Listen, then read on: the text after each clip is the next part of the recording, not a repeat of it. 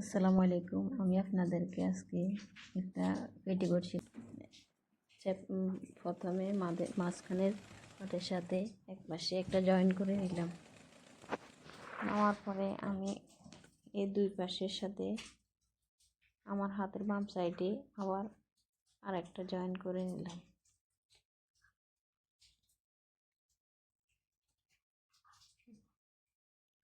মাঝখানের পায়ের সাথে দুই পাশে দুইটাও জয়েন করে নিলাম। জয়েন করে আমি সেলাই করে নেব।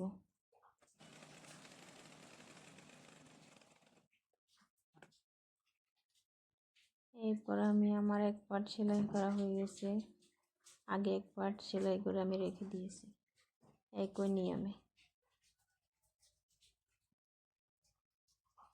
এবার দোনোটার সাথে একসাথে জয়েন করে নেব।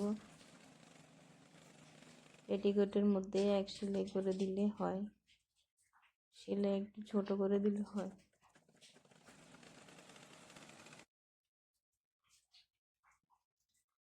এরপরে এখানে আমি কোমরের ফাড়া জন্য 3.5 ইঞ্চি একটা দাগ টেনে দিলাম। নেওয়ার পরে আমি সেলাই করে নিলাম। এরপরে এখানে আমি যেহেতু একজন বয়স্ক লোকের পেটিকোট, ওনার কোমরের পাশে বলছি একটা বর্ডার দেওয়ার জন্য, তাই আমি বর্ডারটা লাগিয়ে নেব। বর্ডারটা আমি এই 2.5 ইঞ্চি নিয়েছি, লম্বায় নিয়েছি 5 ইঞ্চি।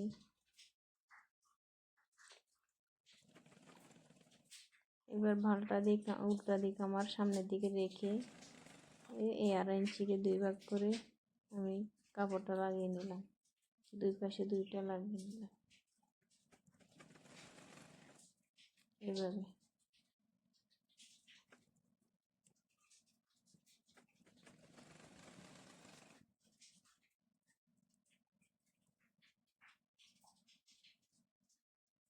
এবার এক পাটকে গুদাম পাটের মতো ভিতরে দিয়ে আরেক পাটকে খোলা রেখে ওটার উপরে উঠিয়ে দিলাম। দেওয়ার পরে দোনো মাথা একসাথে করে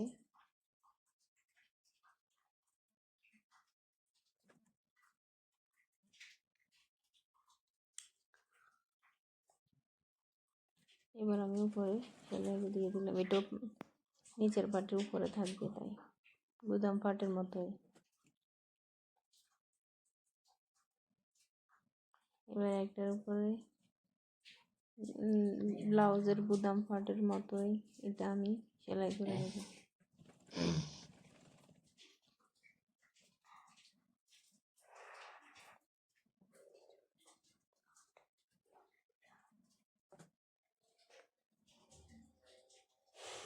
এটার সাথে আমি কোমরের মাপ, এবার এই পাটটা আমি সেলাই করে নেব।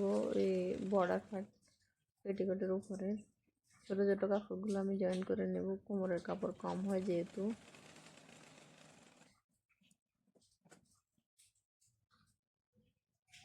এখানে 44 ইঞ্চি বডি কোমর আছে, তাই আমি কোমরের জন্য 44 ইঞ্চি কোমরের জন্য এখানে আরও জয়েন করে নিতে হবে, না হলে পেটিকোটের কোমরের কাপড় হবে না। তাই আমি জয়েন করে নিলাম। নেওয়ার পরে আমি পেটিকোটের সাথে মাপ দিয়ে দেখব। মাপ দেওয়ার পরে হয়েছে। এখন আমি উপরে বর্ডার 1/2 ইঞ্চি পরিমাণে সেলাইয়ের ভিতরে দিয়ে দেব।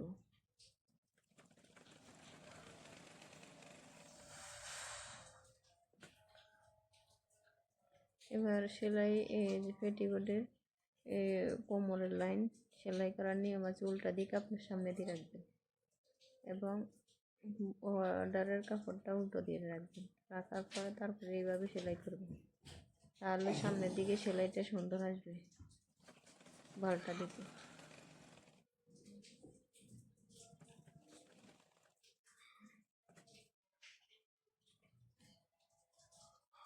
এবার এখানে একটা বটা দিয়ে তার উপরে সেলাই করে দেবেন। আর যদি পারেন তাহলে প্রথমে আগে একটা চিকন করে সেলাই দিয়ে দিবেন সালোয়ারের মতো, তাহলে আর এলোমেলো হবে না আপনারা যারা নতুন আছেন কাপড়ে। এখন এটার উপরে এখানে বসাই দেব। সালোয়ারের কাপড়টা টেনে টেনে হালকা একটু টেনে টেনে লাগাবেন, কিন্তু উপরের কোমরের বেল্টের কাপড় কিন্তু টানবেন না, তাহলে কোনা বের হয়ে যাবে।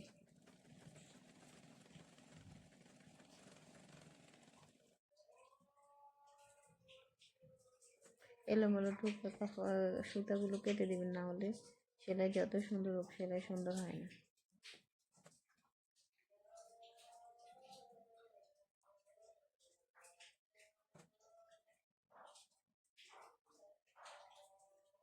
এইটা হলো কোমরের।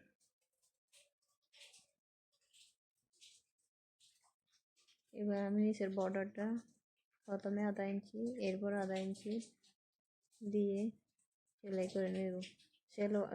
পেটিকোটের নিচের দিকটা টেনে টেনে উপরেরটা বসে সেলাইটা বসাই দেবেন, তাহলে উপরের কাপড় আর বাইরে হবে না, বড় হবে না।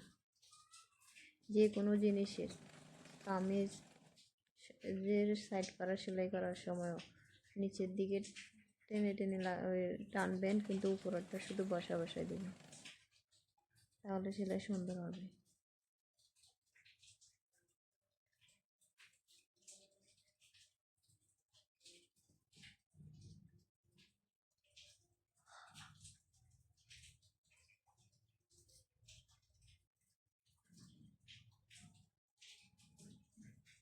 এভাবে চারদিক সেলাই করে নেওয়ার পর আবার সাইডে একটা চিকন করে আবার ডাবল সেলাই দিবেন পাশে।